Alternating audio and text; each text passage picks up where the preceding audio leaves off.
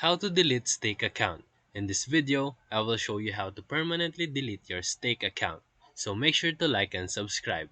So just a note, you cannot permanently delete your stake account, but you can do self-exclusion. But you can try these steps. Step 1, open your stake app and log into your account. Step 2, tap on your profile icon and then click settings. Step 3, select account and then scroll down and you can tap on the close account or delete account. If you don't see the option, you will need to contact support. Step 5.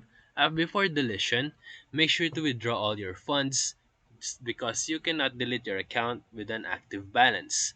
Step 6. If prompted, you can confirm the closure by entering your account password or 2FA code. Step 7. You will receive a confirmation email and then your account will be closed within 3 to 5 business days, depending on the pending transactions that you have.